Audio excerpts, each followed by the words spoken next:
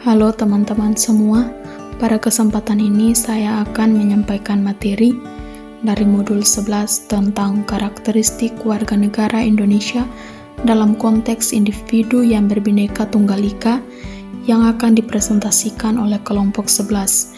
Namun sebelum itu, saya akan memperkenalkan anggota kelompok. Kelompok kami beranggotakan 3 orang, yaitu yang pertama Detri Arianti Liu, yang kedua Ivana Anggraini Eli, yang ketiga Emiwati Tampani. Kegiatan belajar 1 yaitu warga negara yang cerdas. Warga negara yang cerdas memiliki 3 bagian, yaitu yang pertama konsep warga negara. Warga negara atau dalam bahasa Inggris disebut citizen, dalam bahasa Yunani yakni civikus yang berarti penduduk sipil. Menurut Aristoteles, warga negara adalah orang yang secara aktif ikut mengambil bagian dalam kegiatan hidup bernegara, yaitu orang yang bisa berperan sebagai orang yang diperintah dan orang yang bisa berperan sebagai orang yang memerintah. Bagian yang kedua yaitu karakteristik warga negara yang cerdas. Warga negara yang cerdas erat kaitannya dengan kompetisi warga negara, sebab warga negara yang cerdas mesti memenuhi sejumlah kompetensi serta mampu mengaplikasikan dalam praktik kehidupan sehari-hari. Seorang ahli yang bernama Say mengemukakan ada 6 kompetensi dasar, yaitu yang pertama kemampuan memperoleh informasi dan menggunakan informasi, yang kedua membina ketertiban, yang ketiga membuat keputusan, yang keempat berkomunikasi, yang kelima menjalin kerjasama, dan yang keenam melakukan berbagai macam kepentingan secara benar. Bagian yang ketiga yaitu dimensi-dimensi kecerdasan warga negara. Warga negara yang cerdas merupakan warga negara yang mampu memberdayakan segala potensi yang dimilikinya serta diaktualisasikan dalam kehidupan nyata. Setiap warga negara mempunyai potensi dasar mental yang dapat dikembangkan, yang menurut Nursid pada tahun 1998 meliputi yang pertama minat, yang kedua dorongan ingin tahu, yang ketiga dorongan ingin membuktikan kenyataan, yang keempat dorongan ingin menyelidiki, yang kelima yaitu dorongan ingin menemukan sendiri. Kegiatan belajar 2, warga negara yang partisipatif. Partisipasi lazimnya dimaknai sebagai keterlibatan atau keikutsertaan warga negara dalam berbagai kegiatan kehidupan bangsa dan negara. Ada bentuk partisipasi menurut Kwenjaraningrat, yaitu yang pertama bentuk tenaga, dan yang ketiga bentuk materi.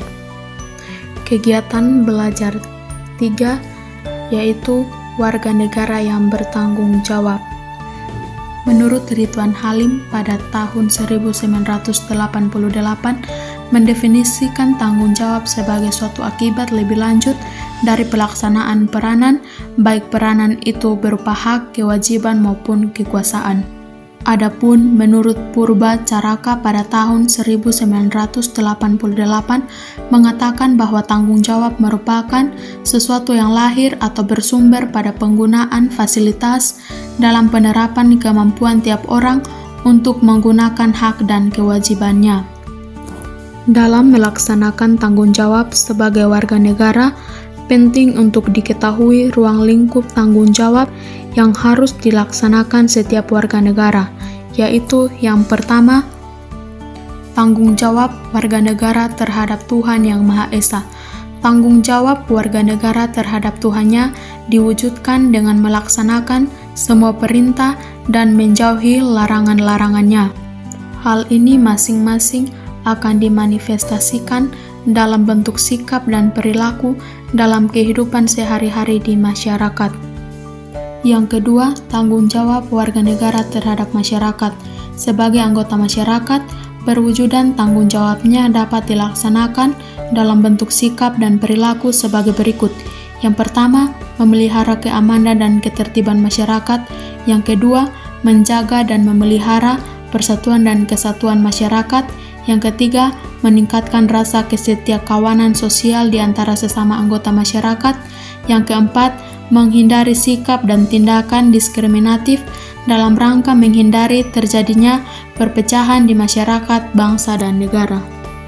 Yang ketiga, tanggung jawab warga negara terhadap lingkungan. Manusia dan lingkungan memiliki hubungan yang sangat erat satu sama lain dan tidak dapat dipisahkan. Tanggung jawab yang dimiliki manusia dalam melakukan hubungan dengan lingkungan alam tidaklah ringan. Manusia dituntun untuk memiliki sikap dan perilaku antara lain. Yang pertama, memelihara dan menjaga kebersihan lingkungan. Yang kedua, mengeksploitasi lingkungan sesuai dengan kebutuhan dan tidak dilakukan secara berlebihan. Yang ketiga, menggunakan teknologi ramah lingkungan. Yang keempat, tanggung jawab warga negara terhadap bangsa dan negara. Sebagai warga negara Indonesia, sudah menjadi tugas dan tanggung jawab kita semua untuk mempertahankan kelangsungan hidup bangsa dan negara kesatuan Republik Indonesia. Semua itu dapat diwujudkan dalam sikap dan perilaku kehidupan sehari-hari berupa yang pertama, memahami, menghayati, serta mengamalkan nilai-nilai Pancasila dalam segala aspek kehidupan sehari-hari. Yang kedua, menjaga dan memelihara nama baik bangsa dan negara. Yang ketiga, menjaga persatuan dan keutuhan bangsa. Yang keempat, membina kesetiakawanan sosial di antara sesama warga Indonesia. Yang kelima, meningkatkan wawasan kebangsaan. Materi selanjutnya, kegiatan belajar 4, warga negara yang religius dan penuh toleransi. Manusia adalah makhluk yang beragama, makhluk yang mempunyai keyakinan akan kekuasaan Tuhan Yang Maha Esa yang menguasai alam jagat raya beserta seluruh makhluk lainnya di dunia ini.